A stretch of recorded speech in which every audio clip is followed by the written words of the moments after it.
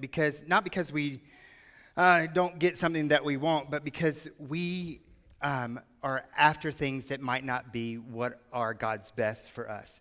And a lot of times when we lose our contentment, we don't really notice it, but a lot of times the people around us notice it pretty fast.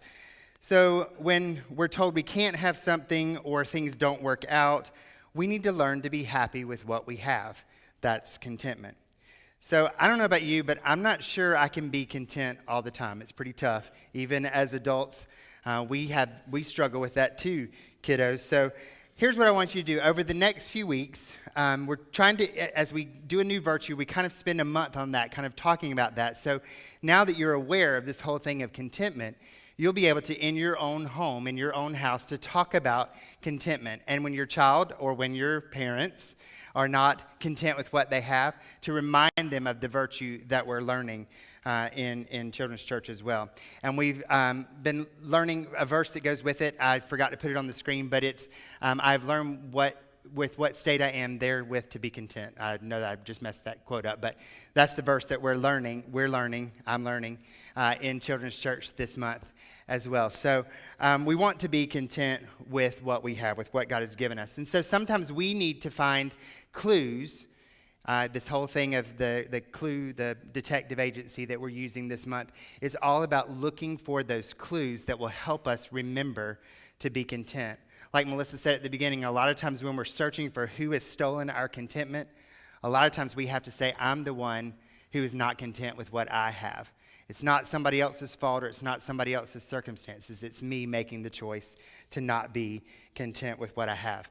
So that virtue's on there. Let's say it one more time. I'm really trying to drive it home so you remember it. So let's say it all together. Contentment is choosing to be happy with what you've got.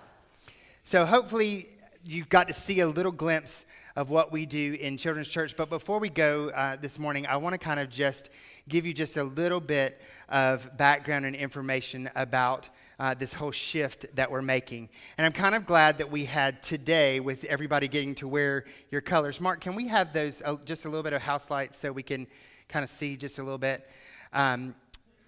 There we go. So I'm glad that you all got to wear your colors today, and I see a lot of you are in orange, and that's good. And so I think that if you see the stage setup that we've got up here, I don't want you to get too excited because it's not for OSU, okay? So, but I do want to tell you a little bit about this whole orange philosophy and what it is.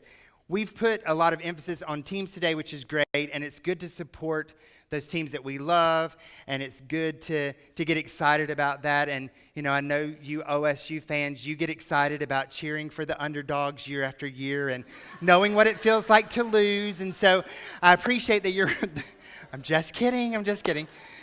So I know that to you, orange represents your team. That's your thing, and that's great. And I think that that's fun and exciting. But I want us to learn together maybe this morning about the color orange. And for me, it's come to represent something totally different than OSU or Tennessee or whatever other teams use orange, Thunder, whatever other teams use orange. So in April, I had the opportunity to go to a conference called Orange, and I kind of introduced this whole philosophy. One of the things when we made a switch in my position here at Grace Place to being family pastor, we really wanted to be intentional about reaching out to families and partnering with the family. And so this Orange Conference was about that, and so that was one of the reasons that I really wanted to go. And I really believe that we need to have a cohesive plan from birth through graduation. And so it was very important for me to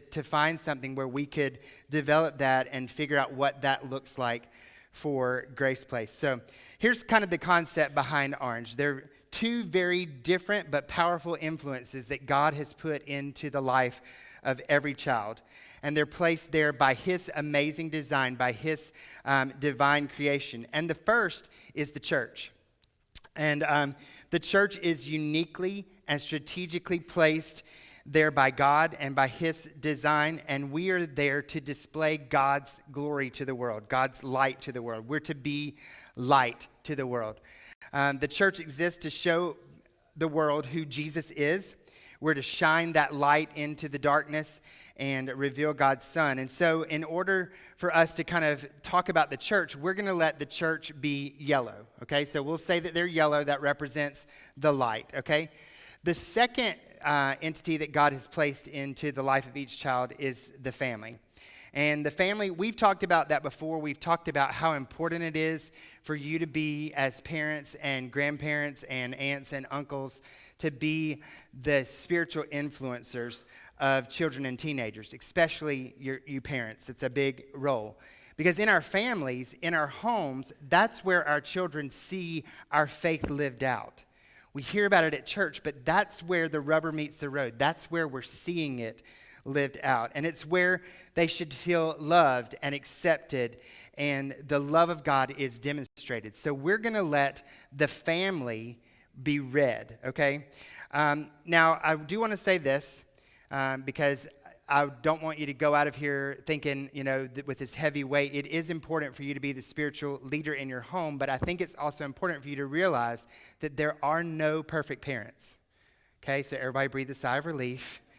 There are no perfect parents. I'm not a perfect parent. You're not a perfect parent. There are no perfect parents. But one of the things that's so amazing about living out our faith in front of our children is our children see when we miss the mark and when we have to go to God and ask forgiveness, and we're living examples of God's grace and his mercy lived out in our children. I mean, if we look at just biblical examples, you can trace it all the way back to the beginning. You've got Adam and Eve, and, Eve is blaming Adam, and Adam's blaming Eve, and then they have children, and one kills the other. And, so if we're looking at biblical examples, there are struggles within every family. Hopefully you don't have those kind of struggles within your family, but it all goes on. And I'm so excited that God put examples like that in the Bible so that we can see that he uses people in spite of our weaknesses. And there are times when we fail and we go back to him and we ask for forgiveness, and that relationship is restored, and he uses us in ways that we couldn't even have imagined from the get-go.